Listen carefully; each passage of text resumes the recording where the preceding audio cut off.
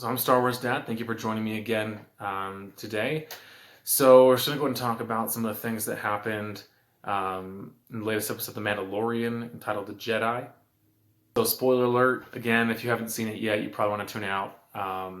So again, this episode is entitled The Jedi. It could be referring to Ahsoka, may also be referring to Grogu, which we have learned that is the name of the child. Episode opens with Ahsoka launching an attack against this city on the planet of Corvus. She takes down a lot of the guards very easily. She gets to the front gate, and you have this character called the Magistrate who appears to be in charge of the city here. And it appears that Ahsoka's looking for information from her. She says, "You'll get no information from me." Ahsoka gives her one day before she returns. Mandalorian comes, lands on the planet, goes to the city, speaks with the magistrate. The magistrate basically tries to hire him to hunt down Ahsoka and kill her because she doesn't want to have to deal with her again coming back. Maybe she sees the writing on the wall.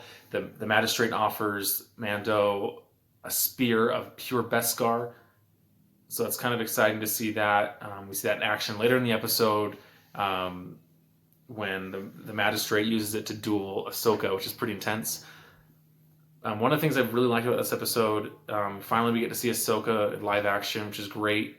The first time we've seen it, it's been animated from here on since the beginning, through Clone Wars, Rebels. And then one thing I really enjoyed was seeing Ahsoka's white lightsabers. And if you didn't know, according to the E.K. Johnston novel, those crystals for her white lightsabers actually came from an Inquisitor's lightsaber.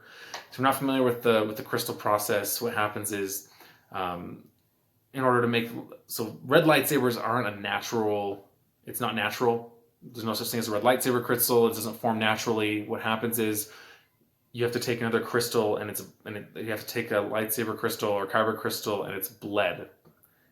We see, in Star Wars, in the canon, the Vader comics, Vader commits some heinous acts, kills people, murders people, all this kind of stuff, and helps bleed the crystal, turn it red. And when you heal that crystal in the Ahsoka novel, she took out an Inquisitor, took the lightsaber, took the crystals, healed them, and they became white. And so that's the kind of process that happens. That's why Ahsoka has the white crystals or the white lightsabers instead of the blue ones that we see in season 7 of Clone Wars, or the green ones that we see in the first 5 seasons of the Clone Wars. So it was great to see. We listened to Ahsoka basically lay out Grogu's past. There's a period of darkness after the Order 66 when he goes into hiding from the Jedi Temple that she can't see, which is, hopefully we find out more about his past, like where was he, what was happening here to make it so dark, to where Ahsoka couldn't sort of glean from him what his past and what his history might have been. So she tells, again, after the siege of the city and they take out the magistrate, Ahsoka basically tells Mando, I can't train him. This is why, because there's too much darkness in him. There's kind of an ode there to Anakin Skywalker, and that, a Jedi who's powerful, these feelings can turn even the most powerful Jedi to do evil things, which is sort of what we saw with Anakin Skywalker turn into Vader. Seems like that's what she's referring to, since if you weren't aware, she was Anakin's Padawan during the Clone Wars. Seasons 1 through 5 of the Clone Wars, basically her whole apprenticeship is included in those seasons. If you haven't seen it, go check that out. Great series. Ahsoka also appears in Star Wars Rebels. Again, check that out if you haven't seen it. If you want to learn more about Ahsoka, check out E.K. Johnston's novel, Ahsoka.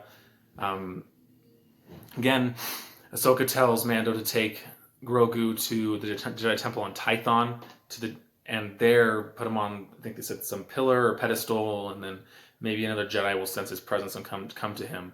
It seems like this is maybe possibly referring to the Jedi Ezra Bridger, who was trained by Kanan Jarrus during Star Wars Rebels. Last we saw Ezra, he was jumped to hyperspace on Grand Admiral Thrawn's flagship, and we never saw him again. Taken by the Purgle who latched onto those ships. So again, that's one of the things I wanted to point out in this episode is Ahsoka's mention of Grand Admiral Thrawn. That's the information she was seeking from the Magistrate. Where is Grand Admiral Thrawn? So perhaps she's still looking for Ezra. Where's Sabine Wren? I don't know. Again, if you're not familiar with Sabine Wren, she's the main character in the Star Wars Rebels series. So if you want to, it seems like there's a lot more time going on. So if you want to be more up to date with what's going on, I really strongly recommend you check out Star Wars Rebels, especially. Because it seems like a lot of those characters are going to be tying into the Mandalorian here in the future, or maybe some of them will have their own spin-off shows. So again, if you have any questions, go ahead and drop it in the comments. Don't make sure to subscribe. If you have any future content you'd like me to discuss, feel free to drop it in the comments as well. And thank you for joining me.